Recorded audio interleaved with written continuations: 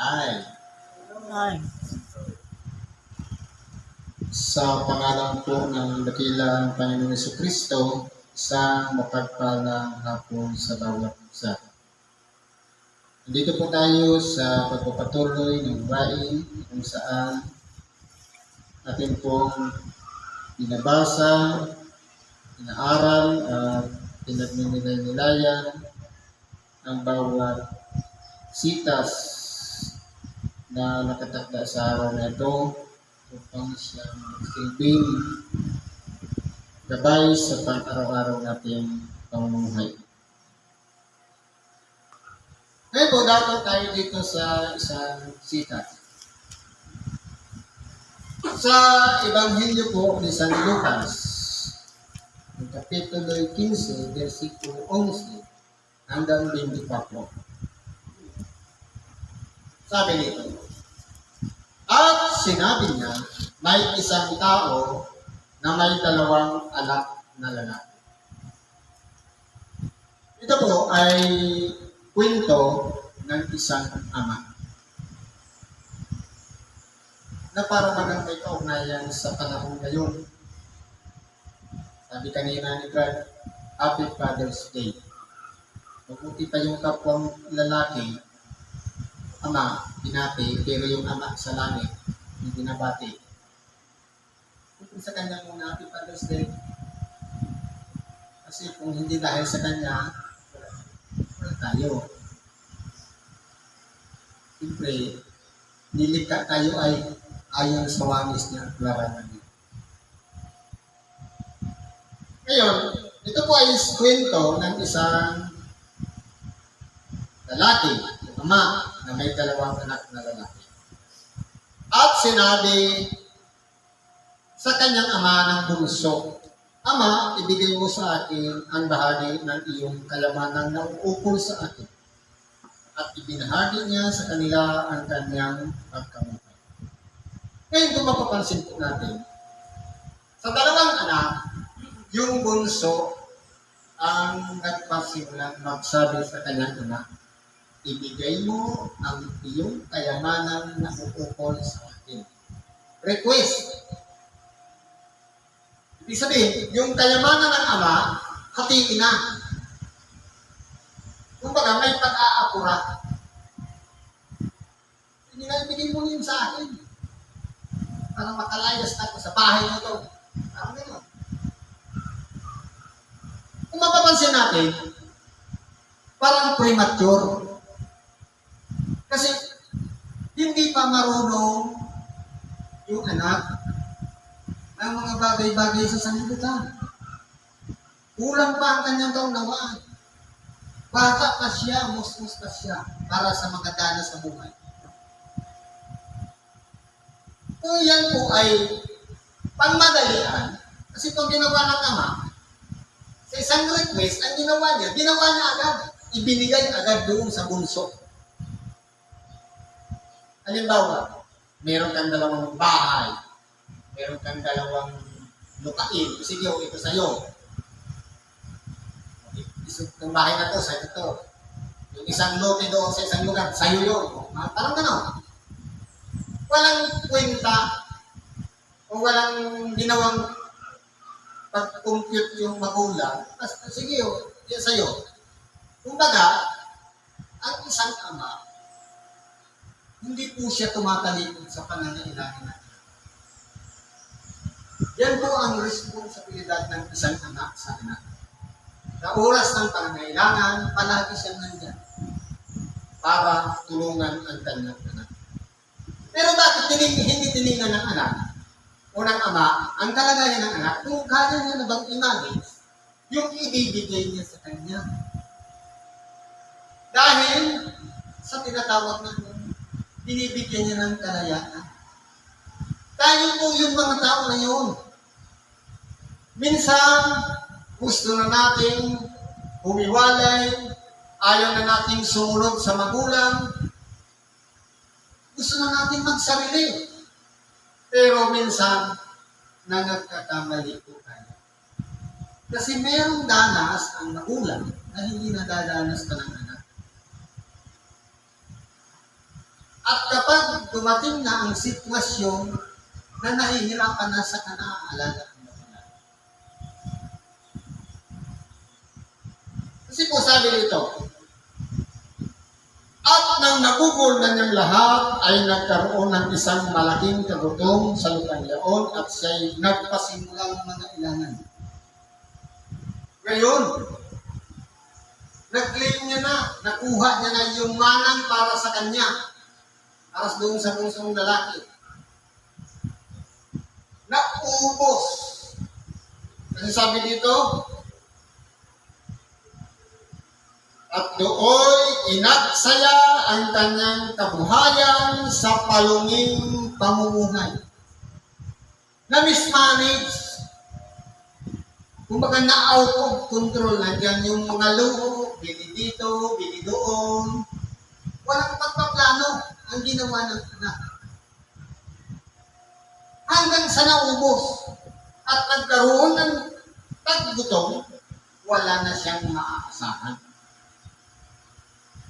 Ito po ay lumalarawan sa ating mga tao na habang tayo ay meron pang inaasahan na pinakikinabangan, minsan po nakalimutan natin ang magulang. Katulad din naman yan ng paglimot natin sa Diyos. Habang tayo ay sagana pa, meron tayong pinagkukunang resources, meron tayong pinagkukunang tago o info, palagi tayong nag-aasa sa tao. Halimbawa, nagkaroon ng karamdaman. Ang unang pumapasok sa isip natin, magpagamot sa doktor. Inaksaya sa palunging pamumuhay. Nung walang-wala na, nung lumala na ang sakit, saka na maaalala na mayroon pala siyang spiritual na ama na makatuwid bagay ang Diyos na ama natin. Na palaging nakaantabay sa ating mga ginagawa. Hinahayaan lang tayo. Pamuhay dito sa ibabaw ng sanlibutan sa palunging pamumuhay. Hinahayaan niya tayo dahil sa kalayaan na ipinagkaloob sa atin upang piliin kung doon tayo sa masama. Sige lang. Hindi po tayo ginukontrol dahil ang Diyos hindi po siya diktador. Para sabihin sa atin, dito ka lang, huwag kang lalabas. Hindi po. Kundi lahat tayo may kalayaang pumili ng gusto nating gawin. Ganyan po ang Diyos. Lumalarawan dito sa magulang na ito na hindi siya nagdalawang isip nung hingi ng kanyang bunsong anak ang nauukol sa kanyang kayamanan. Walang kondisyon. Ganon din po ang Diyos. Hindi po nagbibigay ng kondisyon sa bawat isa sa atin. Sige, kung yan ang gusto mo, sige. Go, doon ka. Ngayon, sa oras ng pangangailangan, doon na po papasok na maaalaala natin yung pinanggalingan. At siya ay nagpasimulang mga ilangan. Ngayon, gumawa muna siya ng isang aksyon. At pumaroon siya, nakisama sa isa sa mamamayan sa lupang yaon at sinubok niya siya sa kanyang mga parang upang magpakain ng mga baboy. Nanganguhan. Kumbaga, ang ginawa niya, nagtrabaho muna. Para tumanggap ng upa, nagpakain ng baboy. Naalala niya, buti pa ang baboy na kinakain na wala. Kaya, sabi nito, ibig sana niya mabusog ang kanyang tiyan ng mga ipa na kinakain ng baboy at walang taong magbigay sa kanya. Siyempre, ang kanya sa baboy lang talaga. Pero naman ang pagkain ng tao. Kahit sino ba naman na masamang tao, buting tao, kapag hiningi mo, kainin mo ang pagkain na parang sa baboy, wala naman talaga magbibigay niya. Tadapwat nang siya ay makapag-isip, ay sinabi niya, ilang mga alilang upahan ng ating ama ay may sapat at lumalabis na pagkain at ako rito'y namamatay ng gutom. Kumbaga, ang naisip niya, naalala niya ang buhay-buhay nung kasama niya ng kanyang ama. Na meron silang adila na sagana sa pagkain bilang upahan. Samantalang siya, tunay na anak, gutom. Kaya nakapag-isip-isip siya ngayon. Yung sinisweldohan lang ng tatay ko, sagana ang pagkain. Samantalang ako, lehitimong anak, gutom, walang laman ang tiyan. Kaya nakapag-isip-isip siya. At habang nag-iisip siya, nagdesisyon siya. Anong sabi niya? Magtitindig ako at taruhan sa aking ama at aking sasabihin sa kanya, Ama, nagkasala akong laban sa langit at sa iyong paningin. Isang malaking desisyon. Mahirap sa isang taong lumapastangan o kaya ang lahat ng kanyang pinagtalog na kayo sa kanyang mana ng kanyang magulang, nalugi, naubos sa palunging pamumuhay. Isang pagpapasya na nagpalakas ng loob sa kanya dahil po sa pangangailangan na walang laman ang kanyang tiyan. Kumbaga, iniisip-isip niya pala, ganito gawin. Hindi ko. Sabihin ko sa kanya, nagkasala ako sa iyo, Ama, sa langit at sa paningin mo. Huwag mo na akong tawagin anak. Sabi dito, at siya'y nagtindig at pumaroon sa kanyang ama, dapat samantalang nasa malayo pa siya, ay natanawan na siya ng kanyang ama at nagdalang habag at tumakbo at niyakap siya sa liig at siya'y dinagdag. Yan po ay lumalarawan sa tunay na ugali ng isang ama. Bakit ama po yung ginawang halimbawa dito? Hindi kasama yung ina. Kasi po, ang puso kasi ng isang ama, ng isang lalaki, iba po sa puso ng isang babae. Kaya ang inihalimbawa dito, puso ng isang ama.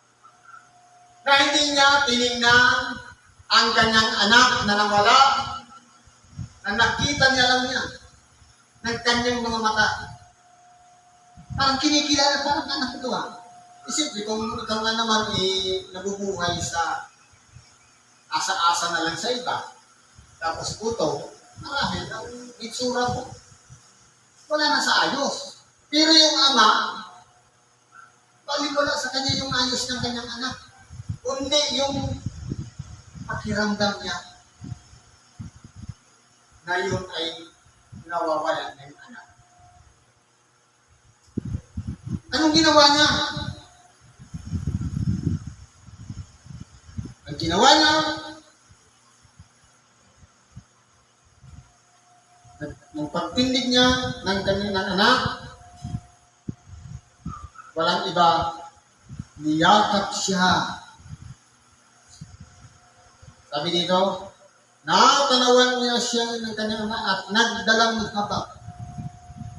Kumbaga, sa puso ng isang ama, kapag nakikita na mayroong pangangailangan ng kanyang anak, ang una pong umiiral niya, kapag.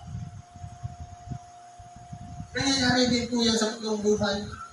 Hindi ba mayroong mga anak na napalihiwalay sa magulang, nagkapamilya, ang unang nilalapitan yung ama, hindi ina, kasi po mas malawak ang unawak ng ama. Kasi titingnan niya ang kahalagahan ng ina. Pero yung ina, may pasumbat-sumbat pa yan. Kaya nakita mo na yung ginawa mo, may pagkakalaga.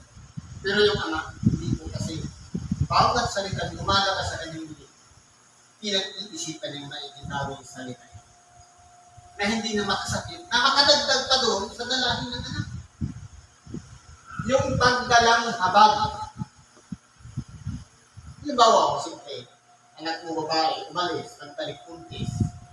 Yung nanay, sigurado yan, maraming sasabihin, pero yung tatay, hindi. Ako, hindi, anak niya pa rin yan. Ganun po magpahalaga ng anak. Ngayon, ang ginawa ng ama, nagdalang habag at tumakbo. Sinalubong niya. Parang may excitement pa. Niyakap niya, hinagkat ka. Ganun po magpahalaga ng anak. At sinabi sa kanya, Ama, sinabi ng anak sa kanya, Ama, nagkasala ako laban sa langit at sa iyong paningin. Hindi na ako karapat-dapat tawagin anak mo. Hindi na po inisip ng nawawalang anak. Kahit tratuhin na lang siyang alipin, okay na yun. Basta meron lang siyang makain. Ngayon, ang inisip ng anak, hindi na maging parte ng buhay bilang isang anak ng kanyang ama. Kundi ang kilalanin lang bilang isang taong nangangailangan, katulad ng isang upahan. Datapot sinabi ng ama sa kanya, mga alipin, dali ninyo rito madali ang pinakamabuting balabal at isuotin niyo sa kanya at lagyan ninyo ng sinsing ang kanyang makamay at mga paniyapat ang kanyang mga paa. Ibig sabihin, kumbaga, ang anak na alipughan na ito ay wala na talaga kahit kasuot-suot na mabuti sa kanyang katawan. Marahil, punit-punit ang kanyang damit. Ay binigyan siya ng mabuting balabal, sing-sing, at ganoon din pangyapak sa kanyang mga paa. Sa bagay na pagpapahalaga ng ama sa kanyang nawawalang anak, nakilalanin muli kahit hindi na binikwenta ng anak na ituring lang na anak. Pero ang ama, nananatili pa rin ang dugo sa kanyang anak. Para ibigay yung pangangailangan ng anak. Sinsing, malarawan, sa pagkilala na siya'y sarili niyang anak, pangyatak upang muling makabangon at bihisan sa palatandaan. Para sinasabi ka, kapamilya kita. Kapamilya tayo. Kunin ninyo ang pinatulangguyan at inyong patayin at tayo'y magsikain at managkatuwa. Yan po ang dapat ang ginagawa natin sa ating kapwa. Isang gawain ng magulang na may pagpapahalaga sa anak. Isang gawain ng kapatiran na dapat may pagpapahalaga sa kapwa-kapatiran. Pero minsan may na-experience na kanya. Isang kapatiran, isang taong lang nawala, pagbalik ng templo, sabi sa Bicol, namaratara ka. Parang hindi welcome. Kaya nagsabi sa banal na kasulatan, pinaghahandaan ang mga taong nawawalang bumalik. Ilang ulit yan? Di ba gaya yung babaeng tao na mayroong 10 putong na pila? Nawala yung isa, naglinis siya nung nakita niya, nagkaroon ng paghahanda. Ibig sabihin, dapat ang trato na ginawa ng magulang sa kanyang nawawalang anak na ipinaghanda niya, tayo naman, dapat ganun din ang gawin natin sa ating kapwa, lingkod na mananampalataya na kapwa din nating kapatiran. Na ituring natin silang mahalaga. Sila'y parte ng katawan ni Kristo. Sila ay parte o bahagi ng katawan ni Kristo. Na kinakailangan hindi makukumpito ang isang katawan kung ay kulang. Kaya ano ang dapat nating itrato sa ating kapwa kapag sila ay matagal nang hindi nakadako sa templo at ngayon nakita natin at nasumpungan, nakikita natin sa mukhaan, walang iba, makipagkatuwa tayo sa Kanya. I-celebrate natin. Para ano? Sabi dito, sapagkat patay na ang anak kong ito at muling nabuhay at siya'y nawala at nasumpungan at sila'y nagpasimulang magkatuwa. Ibig sabihin, naputol na yung relasyon ng ama sa anak, pero naikulit muli. Nagkaroon siya ng chance o pagkakataon para maipagpatuloy muli ng anak ang kanyang tungkulin sa kanyang ama. Pero din dapat tayo maging open ang ating isipan sa sino mang tao. Pero kumbaga ano ang ginawa ng ama dito, na ang binigyan ng kalayaan ang bawat isa. Okay lang. Kung may mga kapatiran tayong wala dito, okay lang, sige, go. Pero sa oras na bumalik, i-welcome natin sila. Makipagkatuwa tayo. Ilagay natin sila sa isang anak na nawawala, na nagbalik, na ipinagkatiwala lang sa atin. Pero kasama natin sila. Ang ipagpasalamat natin lang dahil hindi tayo yung naliligaw. Hindi tayo yung nananatili, na nagpapatuloy. Kaya po, meron tayong magagawa sa ating kapwa. Walang iba. Kilalanin natin silang mahalaga. Katulad ng pagpapahalaga ng ama sa kanyang anak, dapat din naman tayo magturingan. Mahalaga ang bawat isa sa atin. Sapagkat hindi po mabubuo ang katawan ni Kristo ang kongregasyon ito kung hindi kompleto ang mga sangkap ng katawan. Kaya welcome natin sila, mag-celebrate, at pagkatiwala natin sa Diyos. Ang lahat ng bagay na nangyayari sa ating paligid, iyan ay parte. Dahil iba-iba po kasi ang pagsubok na dinaranas natin sa atin. Kaya kung meron tayong mga kapatid na naging inactive, hayaan natin sila. Kasama sila doon sa bunsong anak na naligaw. Kung sila ay bumalik, sabi ng ating dakilang Panginoon, kung ang sino man sa akin lumapit sa anumang paraan, hindi ko itatakwil. Ang ating dakilang Panginoon hindi nang takwil, ganun din naman tayo na isang kapatid lamang na kinahabagan ng Diyos na maging isang anak, ang hindi dapat natin ituring din para itakwil ang ating kapwa. Kundi mahalin natin sila katulad ng pagmamahal ng anak sa kanyang nawawalang anak. Ganun po natin sila tratuhin. Huwag susumbatan. Huwag sasabihin, ngayon na ba't ngayong galang? Siguro may sakit ka. Namara-para ka. Parang hindi welcome. Kundi kung anong halimbawa na ginawa ng ama na naging bukas palat siya, yakap niya pa, pinagdal niya pa, pinaghandal niya pa. Pero hindi dapat ang trato natin sa ating kapwa sapagkat lahat ng tao binigyan ng kalayaan, pero dalangin natin sila na dumating sa punto na kinakailangan nila magsibalik at masumpungan na muli ang tunay na ama, walang iba ang ama natin sa langit. At doon tayo nagtitiwala at nagsisiasa para sa buhay na walang hanggan.